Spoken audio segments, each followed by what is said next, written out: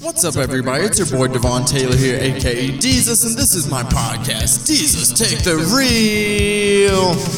No, this is not a religious podcast. It's a podcast where we're talking movies, we're talking life, we're talking all sorts of crazy shit. And on this episode, I am willing to do anything to get famous on the internet. We're going to talk about a couple of movies pertaining to that kind of subject-ish.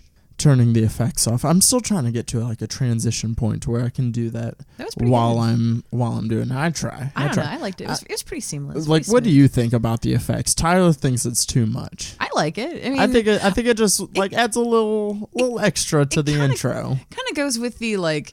You know, you're not. It's like you talk about how it's not a religious thing, but you're kind of playing off the religious thing. So it's like I don't know. That's what Tyler said. Tyler said, "Well, Tyler goes. It sounds like you sound like Oz. On one episode, he was like, say, I am the great and powerful Oz, and I did. And like I'm the great and powerful Deezus. And it's kind of yeah. So I like that. So, see, it's funny. Like he doesn't seem to like that, but I like that. Yeah, and you would think Tyler would like it because he's the more dramatic one. Yeah, you would think, but no. Speaking of Tyler, unrelated to anything we're going to talk about in this episode.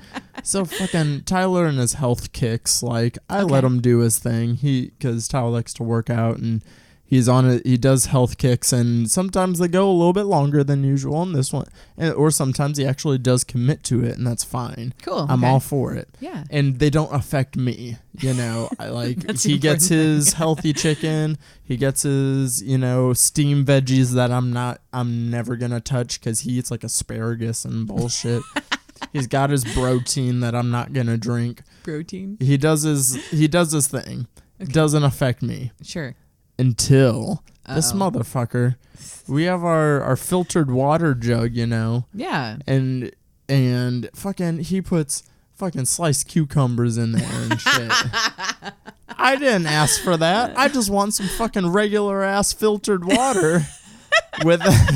I didn't ask for this fucking cucumber bullshit.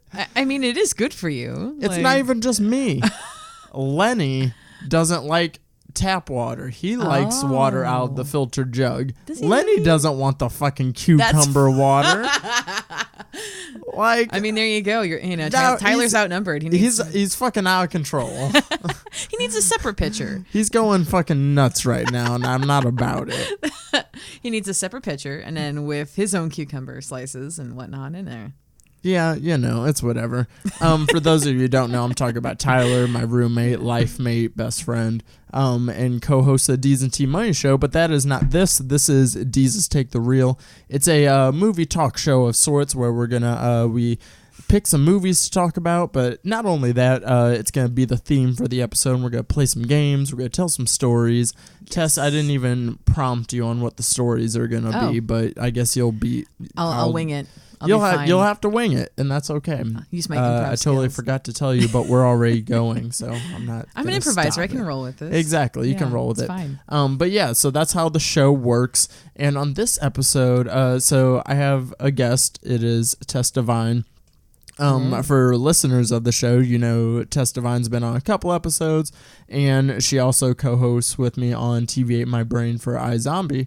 So if you've listened to the show, you know who Tess is. So we're not going to do the traditional opening segment of who the hell are you, because if you listen to the show, you know who she is. And if you don't, go back and listen to her episode. Tess was like number 4, 3, so. Very early. I was, yeah. And then you were on the live episode as well. Yes, when we talked about Drive. Speaking of which, another live episode's going to be coming up pretty soon. Yes. Trying to plan another one. It's hard, though, because it's going to be a really fun one. It's going to be cool. Cool. But, so Tess has been around. She's been on the show, so I'm not going to make her reintroduce herself. But... Okay. The reason Tess is back on this particular episode is, so if you guys don't know me, I'm a big horror movie guy. That's my jam. That's my shit.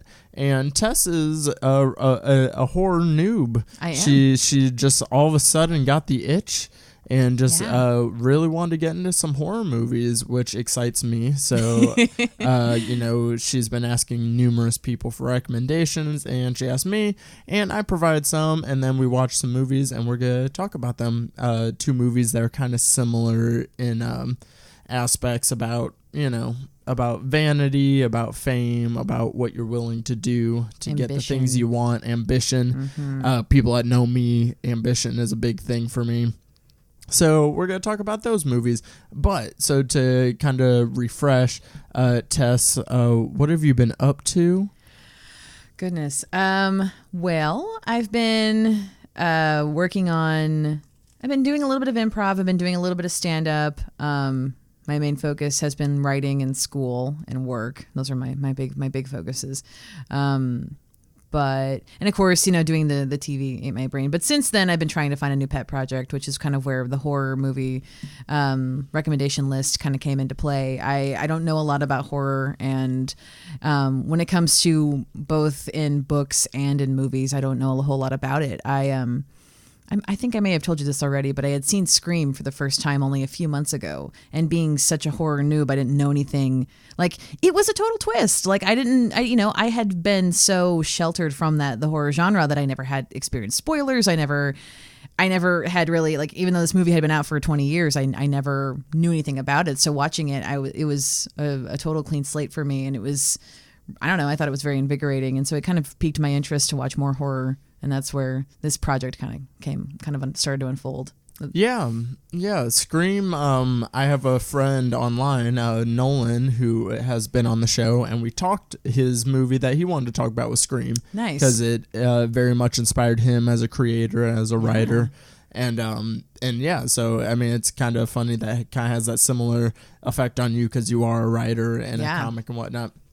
And that's the reason that I love horror so much is like why, like myself as a writer, as a creator, as a storyteller. Yes. Is the biggest thing for me because like my biggest thing with horror is just like I don't like just horror for horror's sake. Sure. Like that's why I don't really like the basic stuff. I'm not really into slashers. I'm not really into zombie movies all that much. Like, that kind of stuff. Because I think horror is cool because you can tell stories in horror that you can't tell in other genres. I agree. Because you're not like limited to the confines of reality. You can have these supernatural elements, these horrific elements to help you tell these very just interesting stories. And that's what I love about horror movies. And then Scream just kind of turns it on its head with its very meta. Very, I love it. Wes Craven kind of reinvented himself with Scream, which is also incredible as well. It's a great movie. So yeah, it intrigues me that you're getting into horror now as well, which fascinates me. And it's funny because like the two movies that we're going to be talking about, they're barely horror movies. Starry Eyes is more of a horror movie. For sure it is. For sure. And then Neon Demon doesn't really turn into a horror movie until the third act. No, but it does have a lot of horror elements leading up to it. For sure. I agree with that. Yeah. So it's kind of interesting that like, for my recommendations to you, that we're not talking like straight up horror movies. No. But I've been wanting to talk about these two movies in particular on this show for a minute. So I'm really excited for it. Yeah. So that's Tess, and she's coming into the horror world. So this excites me big time because I'm going to tease you a little bit. Might have a new horror podcast coming up soon. Spooky stuff, hopefully. So this is going to be a good time. But for the game that's going to tie into the theme of this episode on the movies that we're talking about. So like I said, this movie is talking about like, what you're willing to do to get the things you want. That's kind of a interesting, the ambition aspect, an interesting aspect of this movie that I like to dive into. So we're going to play this isn't a game by my creation like it normally is on the show. It is just a classic, I got some would you rather scenarios. Ooh, okay. That we're going to get into just to, what are you willing to put up with? And I don't know. So I found just a few of them online, and we'll kind of chit-chat them a bit. Okay. And see what's what. So the first one is, would you rather listen to only your favorite musical artist forever, but only their music, or you can only listen to everything but your favorite musical artist? For me, it would have to be the latter because I like a lot of music. So for me, I mean, I'd much rather forego one to be able to have access to all than to have only access to one and have to forego all. That's personally me. Yeah, I would agree. It would be like a loophole answer for me because Yeah. like I don't really have a stone cold favorite. It kind Exactly. of rotates, it changes. Same. So it's like, yeah, I could always just say, yeah, so and so is my favorite. Well, I guess I can't listen to them, but it's like they might have just been my favorite at that time. Exactly. So it's like it's whatever. Yeah. So yeah, I'd totally go the other route for sure.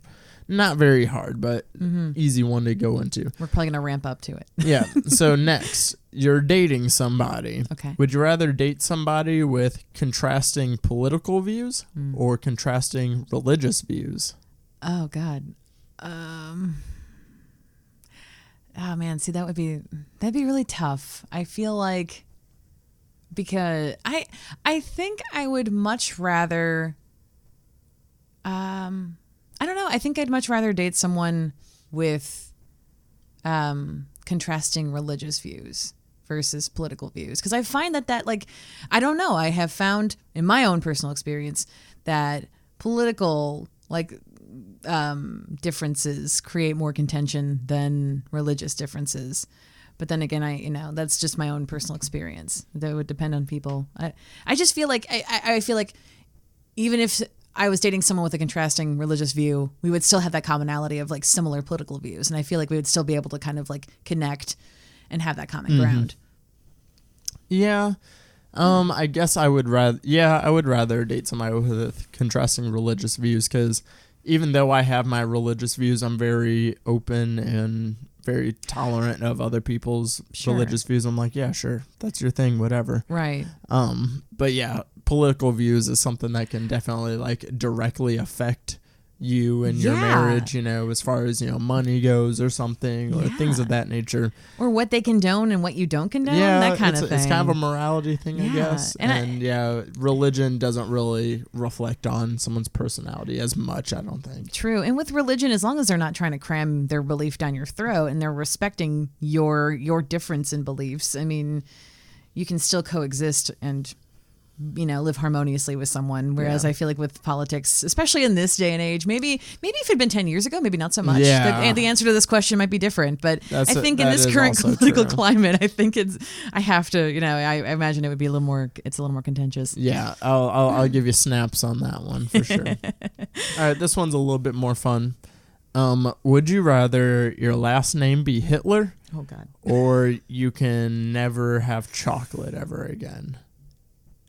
No chocolate forever. I could live without chocolate. I can't have the last name Hitler. You can't have the last name Hitler? No, I think I'd be okay. I would be.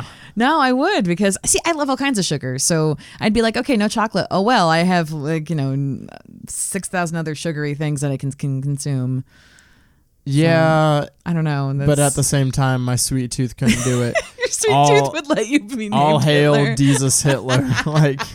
Give it to me. I'll do it. I don't give a fuck. My last name's Taylor. It's not all that exciting. People would ask me so many Deezus questions. Hitler. They'd be so confused. They see me, a black guy with a last name Hitler. They're uber confused. They're like, what happened? Devon Hitler? Yeah. No, because chocolate's too important. I'd be sad. And that's the set. It's like, I love sweets and like chocolate isn't even my favorite sweet, but just the idea of not having chocolate though makes me sad. I mean, it would make me sad too, but I would be like, you know what? This is for a good cause. I can so deal with my last name being Hitler. Like, it's not like I fucking killed any Jews or anything, so it's not like it doesn't reflect on me personally. True. I mean, it's just kind of like having that uncle you're ashamed of. Essential. I mean, okay, on a grander scale, I guess. On a grander scale, Uncle Adolf. Don't invite him to the barbecue. Next one. Can invite him to my art show. Yeah, no, definitely. Moving on. Okay, would you rather say everything that is on your mind or never speak at all? Oh God, no. First one. I'd much rather say everything that's on my mind. I mean, I kind of feel like People do that already. It's called Tourette's. Yeah. People are already dealing with this, and I think I could as well. I don't know. I guess for me, I kind of feel like I'd much rather say what I need to say and then kind of, it's like I feel like you can overcome it. I mean, being a mute would fucking suck. That would suck so much because you couldn't say anything. I mean, and that would hinder you so much. Yeah. You wouldn't. Yeah. So you wouldn't be able to stand up for yourself. My career wouldn't go very far. No, it would just be an hour of silence. I would have elaborate descriptions of what the show is, but every episode is just still silent. You have your intro music and it just fades to nothing. That's so sad. Oh man, that's so sad to think about. That is sad. That's really sad. All right, for the last one, this one is just weird. Okay. So would you rather? That's a good preface. Would you rather wear wet socks forever? Oh. Or you can only wash your hair once a year? Oh God. Oh. I was torn between which would be worse between I was going to either pick wet socks or wet jeans. Ooh. Both of them are awful. But you wear socks more often, obviously. True. So yeah, wet socks, that's awful. I fucking hate having wet socks. Both of them suck. I mean, that's the thing. But at the same time, I don't want dreads. Yeah. I don't want dreads. They smell. I know. It's gross. It'd be itchy. It would. Oh, man. And there would be like dandruff. This is so the hardest one. Yeah. I don't know. I couldn't. I don't know. This is definitely the hardest one. This is the hardest one because I love washing my hair. I wash my hair a little too much. And it's so nice and soft after. And I just... And to think like after I would do it, it would be like, oh, okay, dreads or wet socks all 365 days from now, I get to do it again. Like I would be literally counting down. Yeah, but then again, think 365 days of wet socks. But no, it's forever though. No. Oh man, this one is tough. I think I'm gonna go. Fuck, I don't know. I don't know either. I mean. I think I'm going wet. No. I think honestly, okay. No, I'm going wash my hair once a year because if I can't deal with it, I just shave it. Exactly. I think honestly, I'm going to go with that too because wet socks. It's just that's a hard one though. I mean, it's begrudgingly. I begrudgingly choose to not the hair washing one. The hair one because like as much as I hate not having hair, I've done it for a majority of my life, unfortunately. Okay. Yeah. So it's like I cannot have hair. Right. If I need to, or it's like I could go a good 4 months, and then as soon as it starts getting ratty, I'm done. Like, right. Nah. Or or in my case, and then buzz it off, start over again. Yeah. I could cut my hair short too, or I could do I could put my hair in braids, or constantly have my hair up in a bun. I mean, like there are solutions. There's solutions, but there are no other solutions for wet socks. And having to wear them that's forever. It is. Like, no. I used to play it, like, whenever I was a kid, like, we used to play in the creek all the time and shit. And just, like, I fucking would hate it if, I accidentally, like, got in the creek with my shoes and socks would be fucking wet. Yeah. That's fucking, my God. This morning, I actually brought a pair of shoes, like rain boots, that I could change into because I didn't want to walk in my work shoes and get my feet wet and then have wet socks or what all if day. You're in a rush and you get out of the shower and you just throw socks and shoes on and then your socks get wet? No. It's the worst. I mean, all scenarios with wet socks are just bad. No, it's just all wet sock scenarios are bad. And I don't know, for me, like whenever my feet are wet and I'm walking around with wet socks, I just think about how like my feet are stewing in this like gross, perfect environment for mold. Like that is just where my brain goes. I know, that's where my brain goes. Yeah, no, definitely the hair one. Yeah. I think that's a good one to end on because at first that was a tough decision, but now that I think about it, it's such an easy decision. It is, yeah. I almost picked wet socks too. I know you did. Ew. Well, that's Would You Rather, guys. That was fun.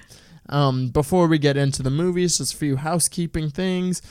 First off, guys, I've been pushing this big time. I have a website now, which is fun. I have a website. I'm trying to be legit and whatnot. But on that website, which would be Deezus.org, Deezus, in case you didn't spell it, but you're listening to this podcast, so obviously you know how to spell it. Deezus.org, it has like all my articles for geeksandgamers.com, so all my reviews and think piece stuff. It's got links to the podcast. It's got links to stand-up. It's got my blog. Dee's Thoughts is my blog portion of the website where I do movie pitches, I do mini reviews, all sorts of stuff. So just go check out my website, guys. It's fun. I worked hard on it, and I'm happy with it. I like that you got a .org. That's cool. I liked a .org too, because I was like, nobody's got .org right now. Like, ain't nobody fucking with .org. And you're a one-man organization. Exactly. Yeah, and it's been fun. I've enjoyed writing more. Cool. It's like I used to not be I've always been good at writing, but I've never been a big writer. Yeah. And I always still wanted to do like more podcast video stuff, but at the same, so I was always like, no, I don't really write reviews all that often. But now I'm just like, people like my writing. It's been getting out there, and you're doing something you love, which is reviews. Well, and if I keep writing reviews, all I have to do is write a review once a week for 40 weeks, and I can get my Rotten Tomato certification. What? Because Geeks and Gamers is a publication. That's cool. All you have to do is have put out reviews every week for 40 weeks.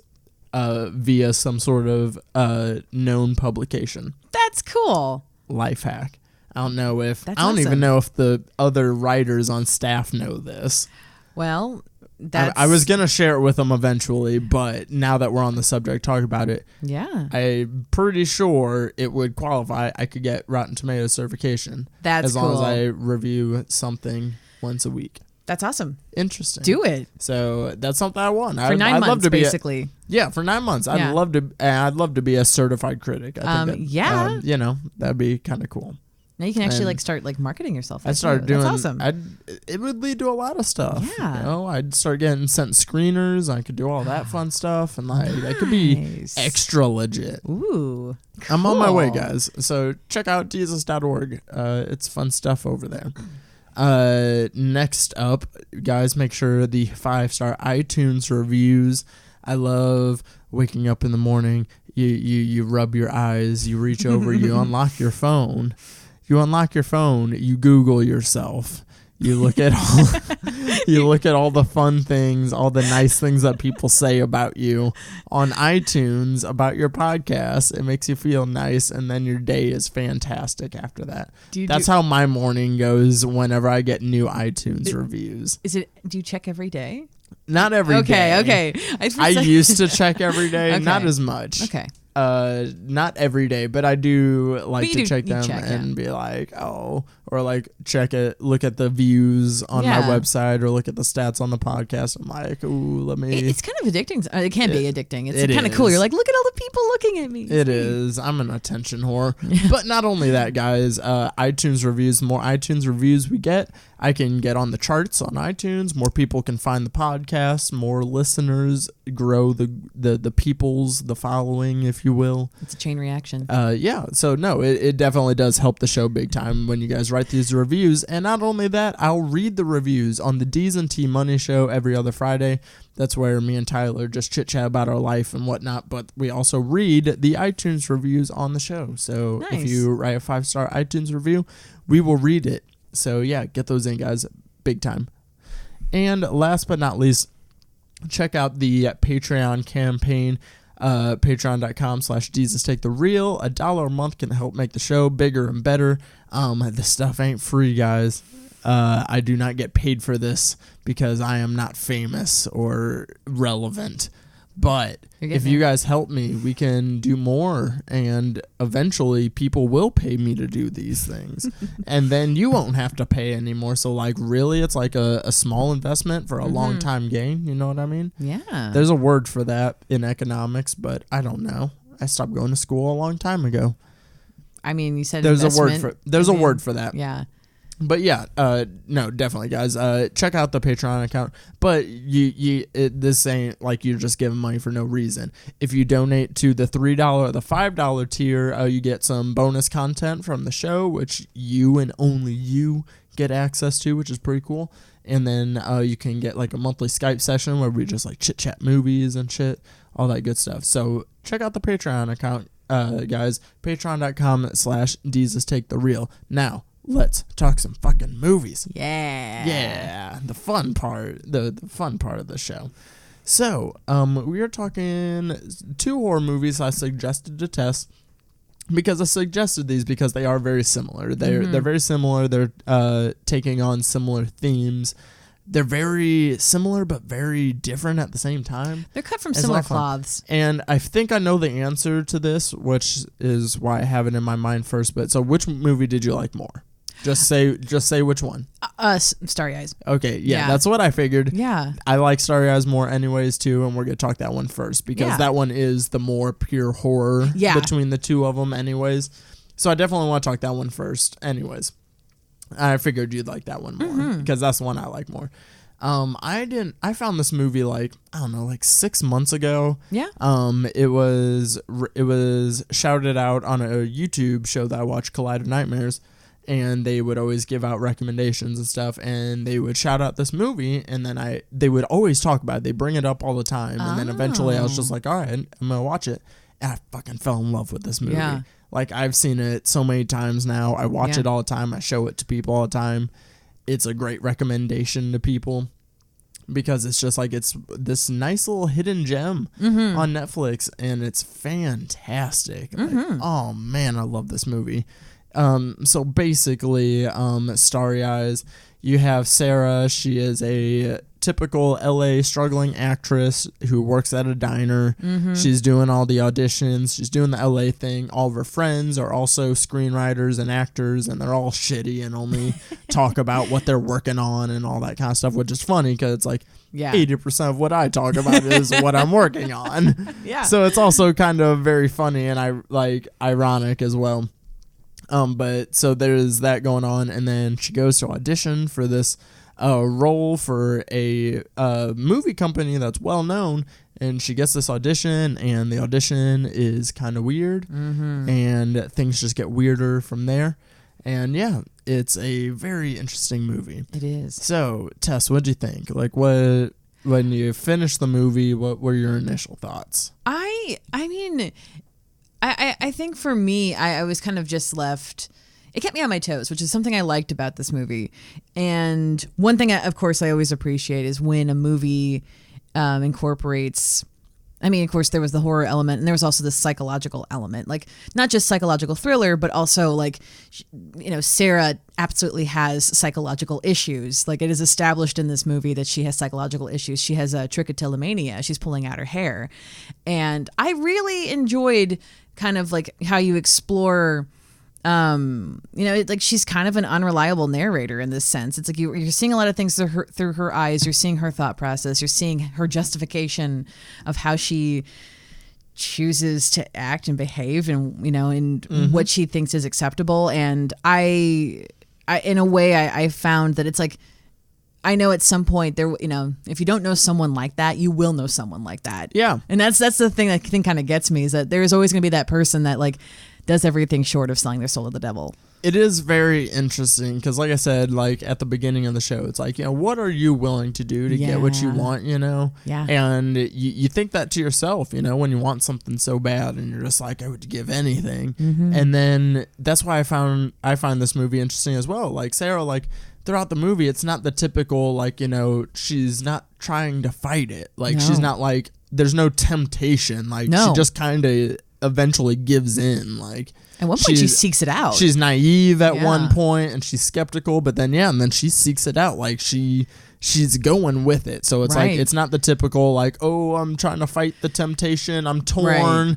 No, there's none of that. Like Sarah's like, I want this, and she's like, I will do what I want, what I need to do, and it's chilling, but it's but it's fantastically acted. Yes. Her name is Alexandra Esso, Yeah. and I haven't seen her in like anything. No, like, I haven't this either. is literally the only thing I've seen her in. She's fantastic. Yeah, Like, she's really good. she's asked to do a lot in this movie. It's a very like she's has to kind of put herself out there a lot, and it's interesting. I love the like 80s aesthetic to this. Yes, I did too. It definitely has like that John Carpenter vibe from the score to way the movie, like the whole movie, like kind of has like this haze over it. Yeah, it does. It has this like, but it's like that kind of like that glamour haze, because like that's what this movie is about. It's L.A. It's actors, actresses. It's about vanity, but it's set in present day though. Yeah, yeah. And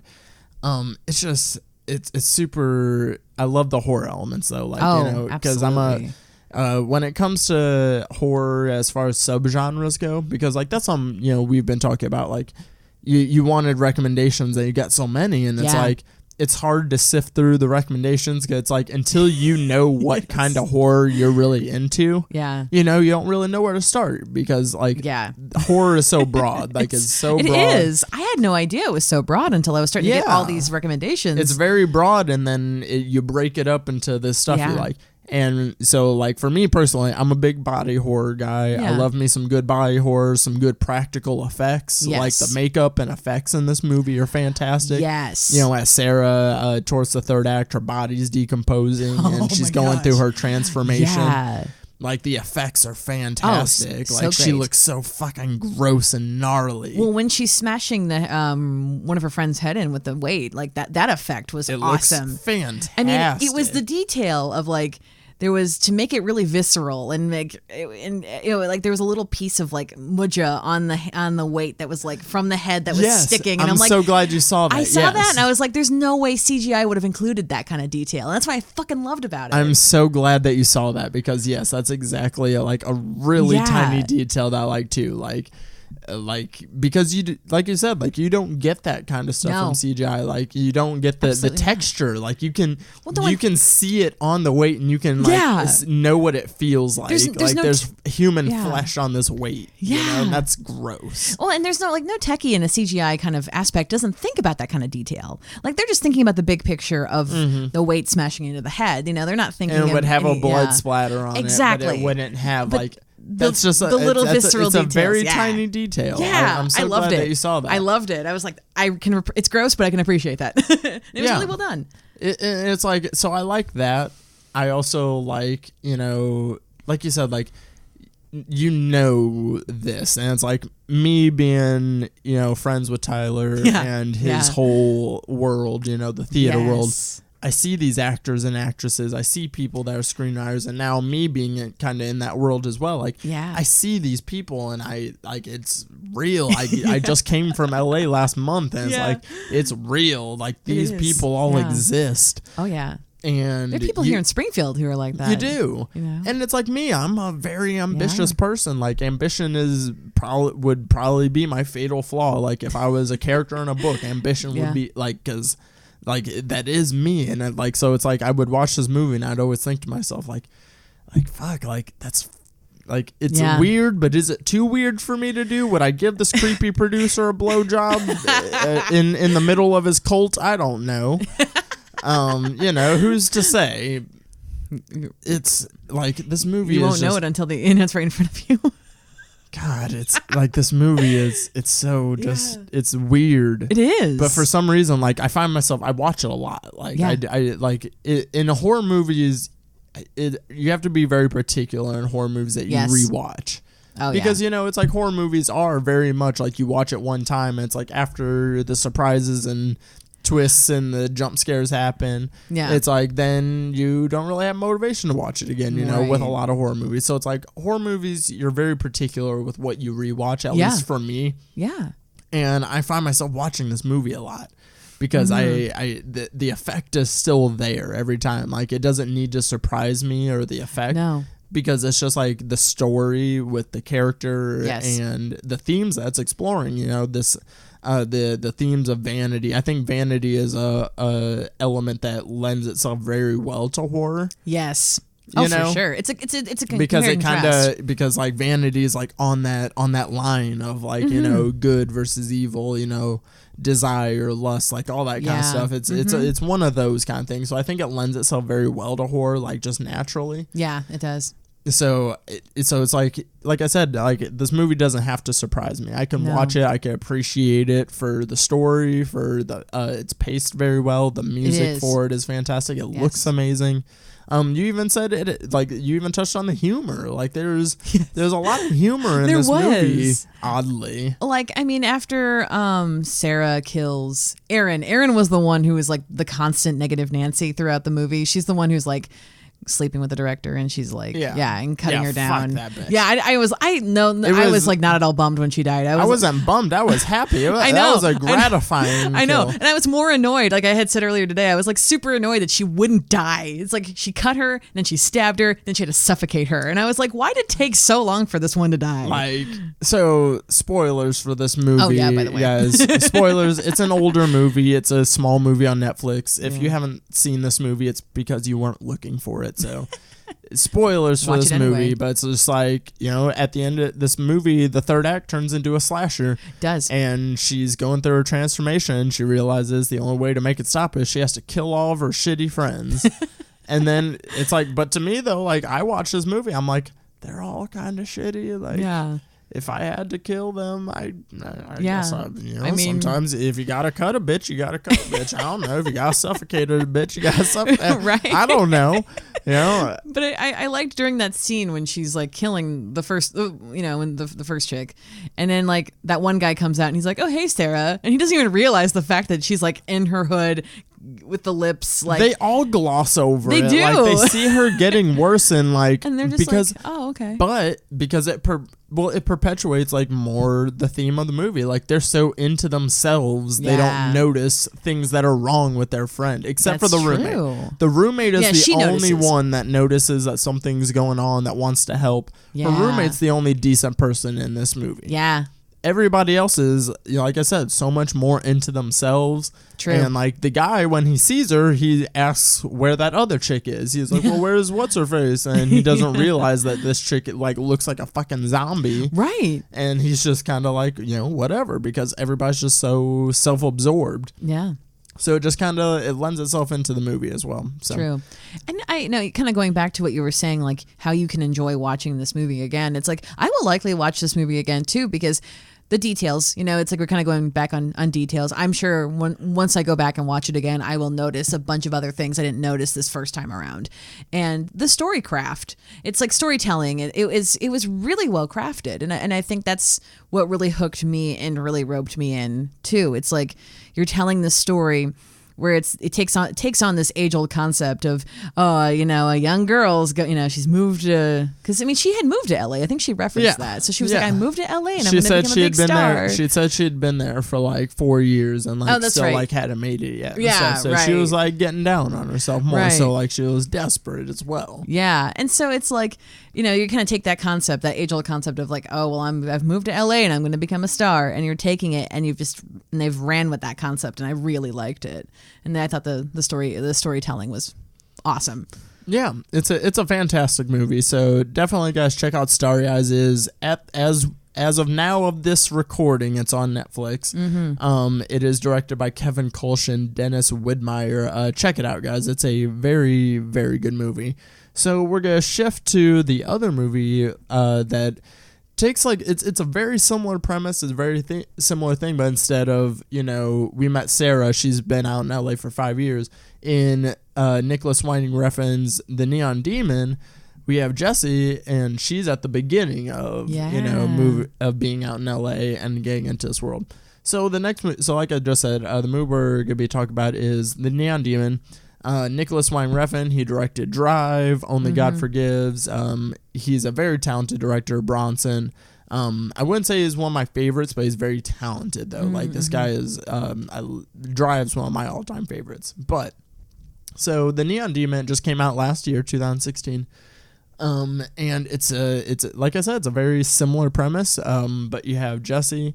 She moves out to LA. She is 16. right? Yeah, she just 16 years old, moves out to LA and like in just pursuits turned to be 16. a model. Yeah. In pursuits to be a model, she has this natural beauty about her, and she keeps booking these gigs all like, you know, right off the bat, and she's just a natural. Everybody loves her, and then that makes the other models that have been out there, you know, makes them very envious. And then the movie kind of goes from there.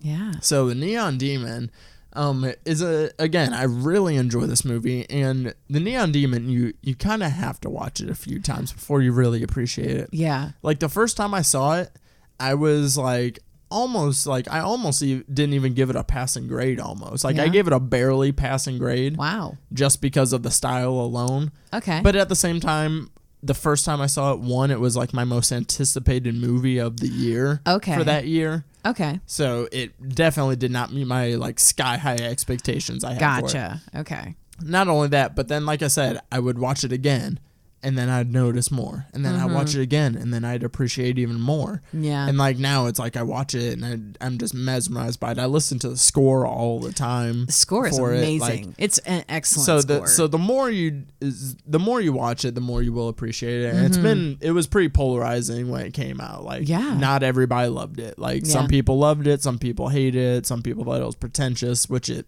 is. Yeah. But it's pretentious in the best way possible, because like this is the reason I recommend this is because like for me another thing in horror, like or not even just in horror, just in movies in general, I love high style. Like give me fucking things that look good, give me these colors, these perfect frames. Like the movie is shot phenomenally. Yes, it is. The music is amazing. Like on a technical level, I mean this movie is marvelous, gorgeous. Yeah, like, it is gorgeous, marvelous.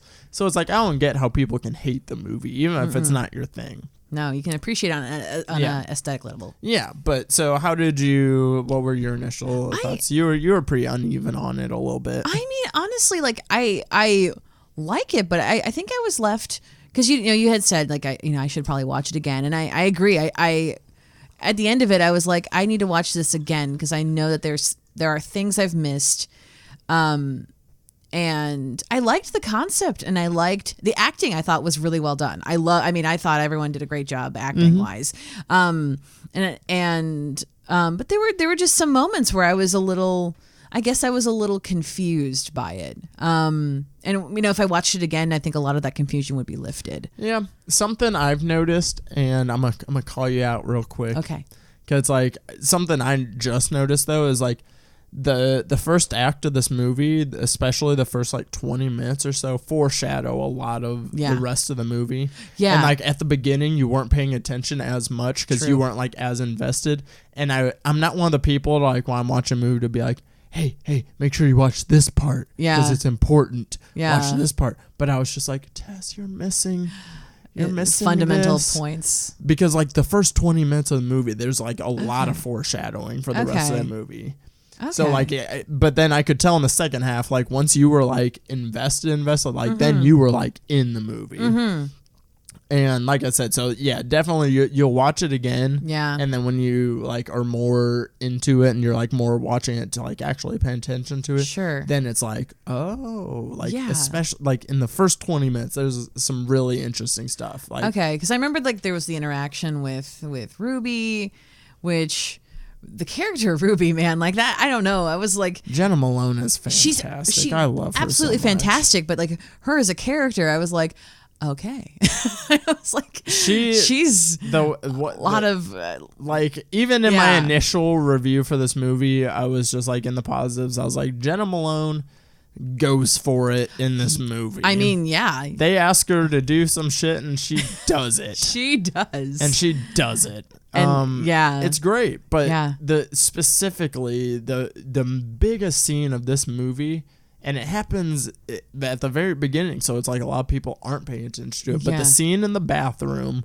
where it's her and Ruby at the club, and then you meet Gigi and the other girl for the first time. That scene in the bathroom pretty much tells you how the rest of the movie is gonna play out. Yeah, that lipstick scene, because they're the whole bathroom scene tells you exactly how the rest of the movie is gonna play out. Yeah, and it's And you don't really think about it because it's a scene of just chicks in the bathroom, having bathroom talk. And they're like moments of cattiness. So you don't really think about it. Yeah. But that scene pretty much forecasts the rest of the movie, and that's it's super true. cool. Man, and like now that I'm thinking about it in retrospect, when they corner her, it's kind of a callback. Everything. The whole thing is pretty much like what they're like the way they're describing, talking about the different lipsticks, and then there's quotes that they say in this scene that come back later. Yeah.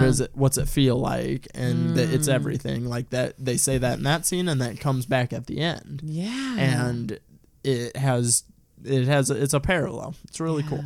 So like I said, again, this is gonna like definitely you'll watch Neon Demon the first time, and like Tess kind of is like you'll be like, okay, either one, I'm not into it, but I kind of want to be into it, or B, I'm into it, but I want to be into it more. Yeah. And so definitely it definitely increases upon, but in contrast to Starry Eyes though, this one doesn't really become a horror movie until like the third act. You're right. Like it really like doesn't become like very horrific until like the last 25 minutes or so. Yeah. Which and it's like that's what I'm torn about with this movie, because like I on one hand I do love what they did with it. At the same time, I think I would have liked it more if it had more horror to it. Yeah. So like my pitch would be, so spoilers for this movie too. This one is a more recent one, but spoilers. It's on Amazon Prime. Go watch it. Stop listening to this episode. Spoilers. But so anyways, it's also not that big a spoiler because you know that bad shit's going to happen to Jesse in this movie. I mean, yeah. Like you just kind of know. Yeah. So they kill Jesse off, and then there's like another like 20 minutes of movie after this. Yeah. And it's kind of awkward. It is. I wish that very awkward. There's some scenes that can be cut out to where they're not focusing so much on Jesse, and like the first half of the movie focus on Jesse, kill her. And then the second, like, have like the whole second half of the film focus on the aftermath of it. I agree with that. I think would have been interesting. Yeah, I agree with that. I want to know more about like how Jesse was affecting them after they eat her. They eat her, they bathe in her blood. Yeah. They do everything because they want to be her, because Jesse is the everything. Yeah. Which I have to say, I do appreciate the nod. You're familiar with the story of Elizabeth Bathory. She, not really. No. Okay. So like, gosh, I want to say like in the 1400s. She was, if you know who Vlad the Impaler is, she was a I think a distant cousin to Vlad the Impaler. Elizabeth Bathory was she has earned her notoriety for being one of the first female serial killers. She would kill girls, drain their blood. She was a countess, I believe she was a countess, and she would bathe in their blood to kind of regain their youth. So I thought that was a very interesting nod that they kind of took that. They're bathing in Jesse's blood. They wanted her beauty. They wanted her beauty, and that's exactly what Elizabeth Bathory did.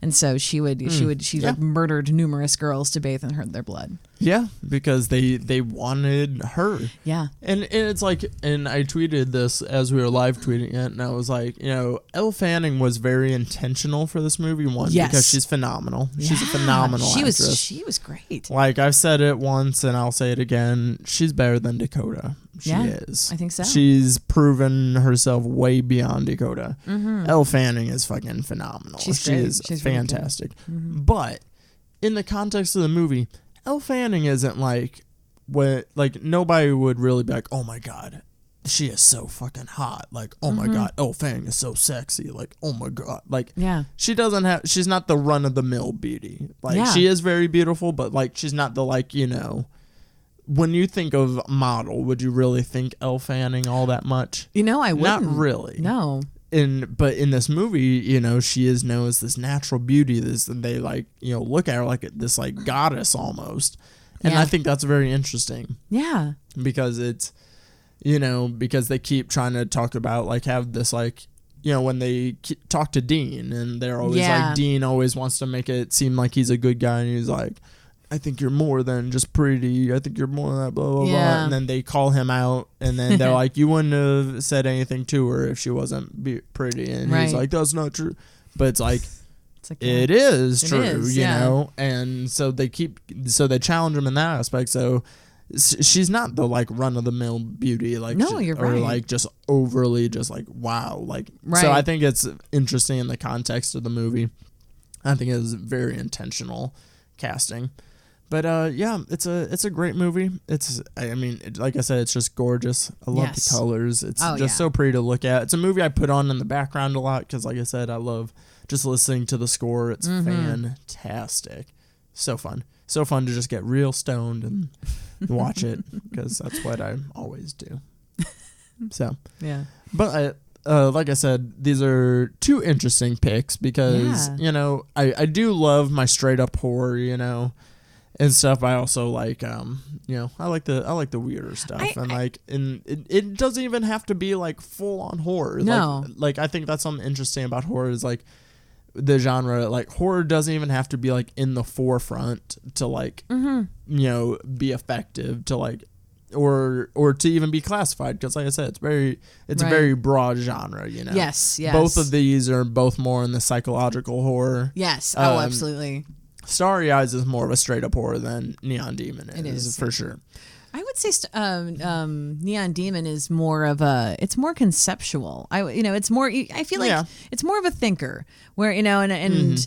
And Starry Eyes, I mean, like I what you see is what you get for the most part. Yeah, and it's it's the craft, it's the storytelling, and but yeah, I feel like with the Neon Demon, it's way more.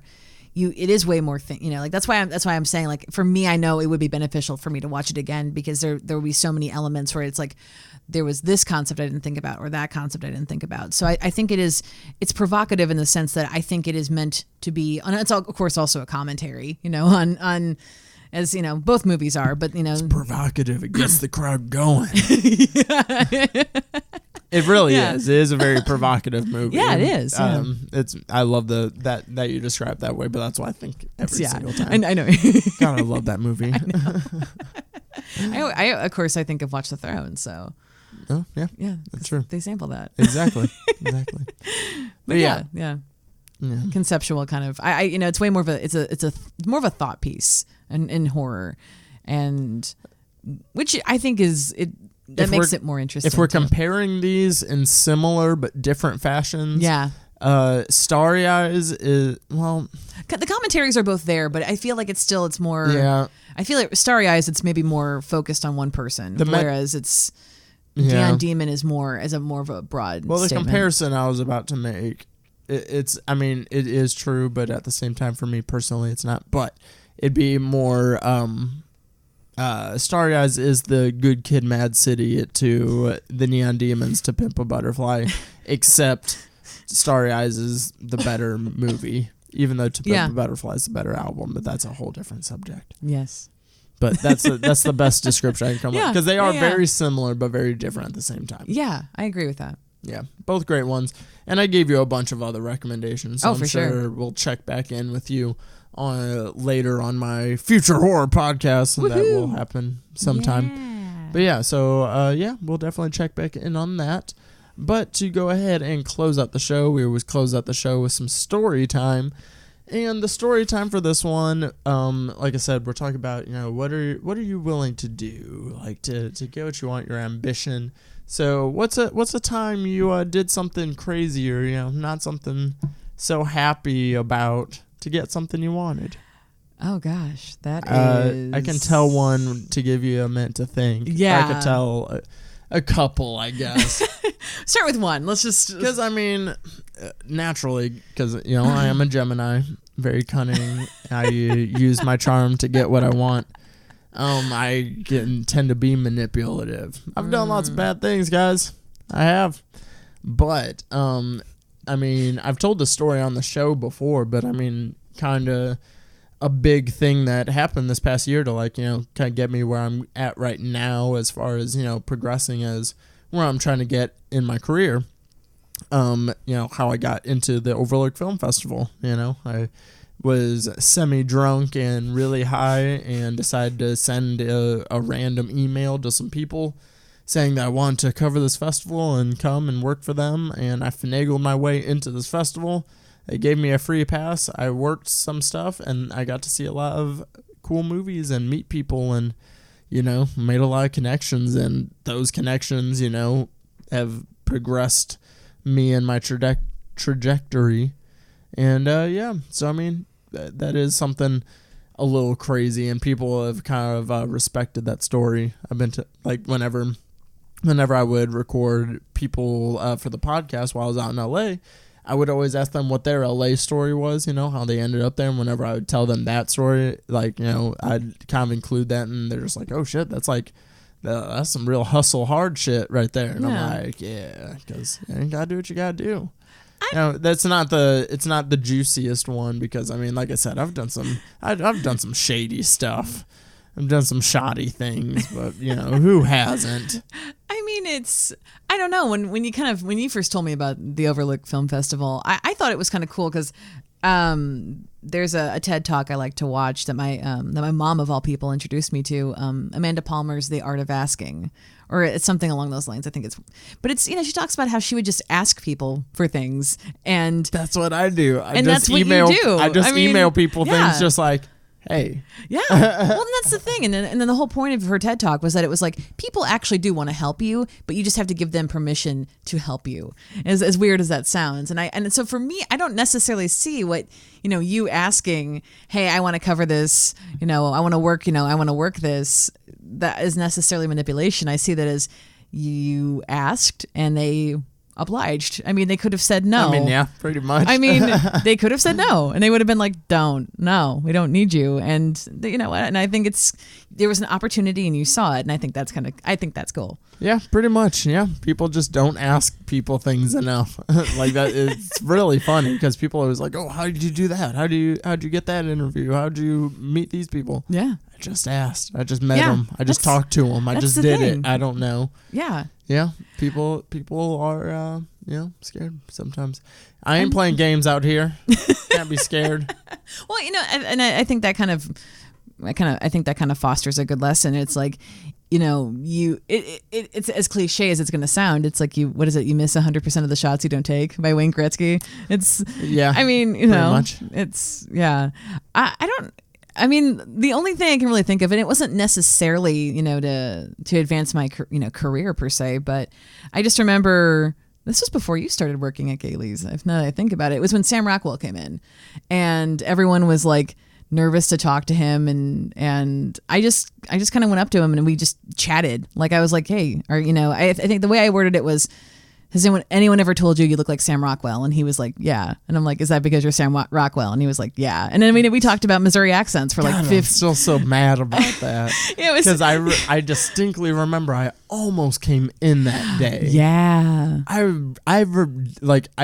can remember it. Like, that day I was laying in bed. Yeah. I was like, oh, I kind of want to go get Gailey's. And then I was like, it's a Sunday. I can't go by myself. Yeah. And I was like, nah, I'm not going to go. So I didn't. Yeah. And then fucking I see this shit, Sam Rockwell at fucking Gailey's. Yeah. It was funny because like nobody wanted. So mad. Everyone was so nervous to approach him. And so that's why I kind of did, because I was like, it's not that big of a deal, whatever. I would have so fucking did it. I know. And that's why I did, because I was like, come on, the lower profile one. So when fucking Steve Abbott came in. He's from The Ringer. Yeah, and visits Waverly Place. Yes. Yeah. The vice principal, I forget his name. I'm blanking right now. But he came in, and I was the only one that recognized him at first. But then once I said what he was from, then everybody was like, "Oh shit, that is him." Yeah, yeah. So I talked to him first, but then you didn't. I mean, you would have recognized him, but I was the first person to see when John Mulaney came in. Yeah. Oh my god. And he walked in, and I looked around to see if anybody else noticed, and nobody did. And I looked around. Yeah. And then I was just like, hey, what's up, man? And he's like, what's up? Just me. And I was like, yeah, here, I'll get you to a table back here. Yeah. Yeah. So, I mean, it wasn't necessarily manipulation. I not manipulation or doing anything. I will admit that when it comes to the ambition, I need to up my game. I'm not, I think I'm too cautious. It's funny, as I've said, the lessons learned is if you ask, you shall receive. But yet I'm bad at asking, so I need to get better at that. I mean, yeah, it's not like an easy thing, but at the Yeah. same time, like I don't know. I've gotten to the point now, like I just do it. There's nothing to lose, and that's exactly that's it. the Like, thing I have. what's the worst that somebody does? They say no, and then that's fine, and then or whatever it is that whatever Yeah. All we had to do was ask John Mulaney to record a wedding video for Jason Emily, and he did. He did, and that was great. All we had to do was ask, and he said yes. Yeah, I know. It goes back to the power of asking. It's the power of asking. Yeah, I'll show you that TED Talk because it was. You're gonna have to send it to me. I will do that. I need to listen. So I will kind of turn it around.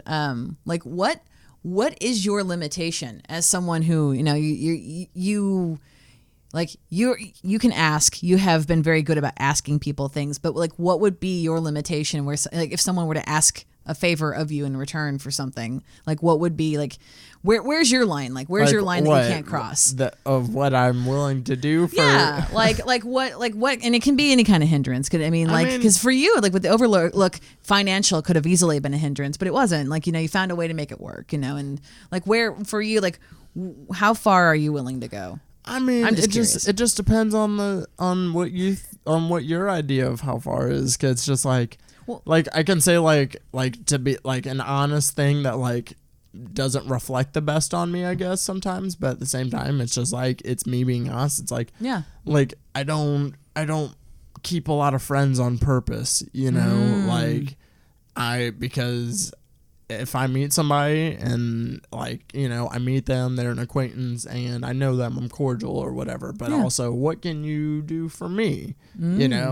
How and like you kind of have to start getting into that mentality. Like if you're gonna like live in like LA or New York or something like that, like you got to be cutthroat. And sometimes I do have those ideas like, okay, well, I will say this person is an acquaintance and I have to, finagle, like, say he's a fellow stand-up comedian that I'm an acquaintance with, and I have to, I want that 5 minutes and not them get that 5 minutes. Well, I gotta do it. I mean, if somebody like offered it to them, but then I just was like, oh no, it's me. I don't know. Like, would you like schmooze to get that? So schmooze. Yeah. It's because it's like that's an acquaintance. They're not that's not really my person. Like you know if you're a friend of mine or not. True. Like I mean True. You're a friend. Like you know. Like if you're a friend of mine, you know it. But it's like at the same time I don't keep a whole lot of friends for a reason. So I don't know. So you can take that as you will, I guess. I will step over somebody. Yeah. I will push them on the coals and I will walk on their back.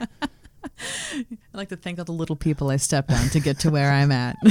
I haven't stepped on anybody to get to this point right now. No, I know you haven't. Let's be real. It's all been asking, but let's be real. I think for me, like it's funny. It's like I hate nepotism when I'm not benefiting from it.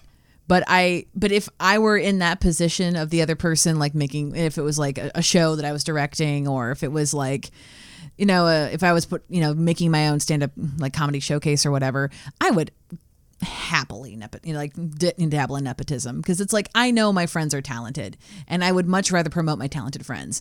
I dislike nepotism when it's just promoting someone who's like not talented. Like that's the thing. That's my pet peeve with nepotism. No, that makes a lot of sense. But I would gladly dabble in it if it means I can support my talented friends. That's the thing I would do. Makes a lot of sense actually. So I'm not judging you whatsoever. Yeah.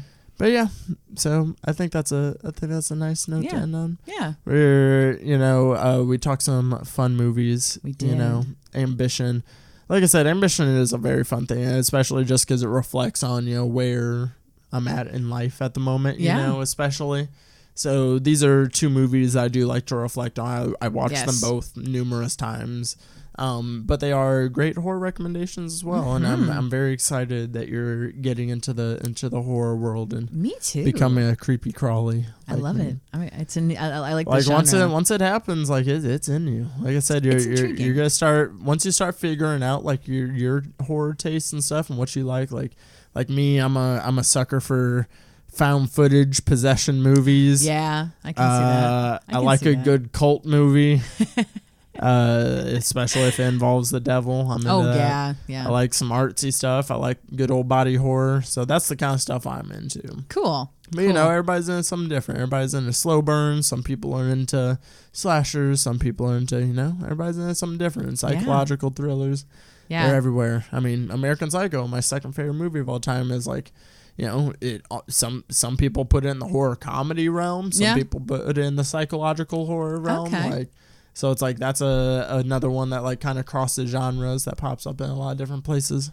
I have to confess, I still haven't seen that movie. What do you mean you still haven't seen it? I own it. I could have swore you've watched it with me. I have not. You can take my copy if you'd like. Like, I have it. That's I one think few movie that I still have on DVD. Yeah. Is it the unrated version? I don't know. I mean, you don't have to watch the unrated version. It's only 3 minutes that you're missing out on. But if you think it will expand my mind. In my mind, it's worth it. It's required. 3 minutes worth it. Well, if it's 3 minutes, I mean, it's at some point. So fucking good. So fucking good. Now Speaking of, you've read the book, right? Huh? Yeah. Okay. Is it like the book? Is it one of those movies? Yes that's and like no. Okay. I'm always curious about the movie is like the book, except for its portrayal of Patrick Bateman. Okay. The movie's Patrick Bateman is very different than the book Patrick Bateman. Gotcha. Okay. That's the biggest thing, but I prefer the movie. Okay. Good to know. I prefer it. And speaking of American Psycho, it's like part of the theme of my website, Deezus.org. Yeah. So go to that, guys. So before I start plugging stuff, Tess, where can the good people find you? The good people can find me on Facebook, my personal Facebook, just Tess Devine, and then also my blog, What About the Alchemy. I have a WordPress blog. It's whataboutthealchemy.com, and then I also have a Facebook page connected to that. And you can also find me on Instagram, Tess.Devine, and on Twitter, just my name, Tess Devine. So. Yeah, definitely go keep up with her, and when iZombie comes back, we'll they're filming. I'm so excited. Sorry, they are filming. We don't know when it's gonna be, and who knows where I'll be. We might end up starting recording in person, and then have to go mobile. We'll see what happens. We'll find out. You'll be around, of course. Yeah. But I know it, and I will be I'll just be doing like my own reactions to horror movies. Once I start in a few weeks, I'll be devoting every day to a new horror movie or several horror movies, and I'll be blogging about that. Not necessarily a review per se, but just more of a, hey, this is my reaction. This is what I liked about it, and just yeah, good stuff. Yeah, definitely check out all of Tessa's stuff, and of course, you can find me guys on Twitter at Deezus12. That's where I'm just there all the time. I tweet a lot, guys. Yes, you do. But that's the first place you'll find like all my reviews and podcasty stuff and all that goodness. But like I said, if you go to Deezus.org, it has everything. It has podcast links. It has links to all the articles I write for geeksandgamers.com, which you can find me writing for them. I usually put out 1 or 2 articles there a week as well, reviewing or some think pieces. But on the website, you can find those, podcasts, stand-up, all sorts of stuff. And then follow me on Instagram at Deezus.12. And you can follow Deezus Take the Real on Twitter at DeezusTTReal and on Facebook at Deezus Take the Real. So until next time, we'll talk to you bitches later. Peace. Thank you so much for listening to Deezus Take the Real, the dopest movie talk show on the internet. You can find me every Tuesday on iTunes, Stitcher, Spreaker, Google Play Music, pretty much anywhere you can find podcasts. If you like what you're listening to, write a 5-star iTunes review, and I'll read it on the Deez and T Money Show, which is every other Friday. And of course, spread this with ya homies. Last but not least, stay till the end for a little pre-recording something. Peace out, motherfuckers. Mic check while I wait for my slightly burnt pizza to cool off. Just slightly burnt. Not really burnt, just like a little too dark. I was gonna say whatever. it had a little brown to it. It's just like a little well done, but who likes their pizza well done? I think pizza is generally cooked at like a medium well. If pizza's had You don't like a little crunch steak to your cookings. pizza? Not really. No? No. Okay. No, you like a little I'm not one of those softness. fucking serial killers that likes extra crispy bacon and shit. Like, I want it burnt. Wait. Go ahead and Hang on. burn it. Go ahead and burn my bacon. I want burnt bacon. That's how crispy I want it. Some people like burnt things though. Like, that's fucking weird. Why? Why is that weird? That's fucking weird. Hey, take this food that I'm paying for and just fucking burn it. And just ruin it. Just ruin it. That's yeah, true. just go ahead and burn it for me. That's true. You could burn it at home. Like, why do you have to pay someone to burn it for you? It's just like that is kind of weird when you think about it. You burn it. Where's the flavor? True. No. See, like I eat any kind of food how it's served to me. It has to be like really fucked up for me to be like, no, I'm done. Send this back. But for the most part, like, I never am the type where I'm like, I want my bacon super crispy, or I want this like really well done, or whatever. Like, I never. You are like nowhere near the nowhere mic. near. Okay, but it's just funny because I never do that. Like, I never like request that kind of thing. The way I see it is, I'm like, I want toast and I want bacon, and however it's served, I'll eat it. You know, I don't get. I'm trying not to do the thing where I speak really quiet in the beginning and then I get louder. Well, you're just like nowhere near the mic right now. Well, you're like very far away from it. Okay. This is better. Okay. Better. Sit to where you're comfortable, and you can always adjust the mic. You know. Okay. Okay. Because you were just you were just very far away from it. Way back here. Sit where you're comfortable. I was. Feel free to touch it, to move it if you need. You know. I think I'm okay right here. That's a lot better. Yes. Cool. Good. Can you hear me? It's a tie between. I mean, Tyler, I make fun of more often because he podcasts with me more often. True. But you two, I like, don't know. every time you guys come on, it's like your first time.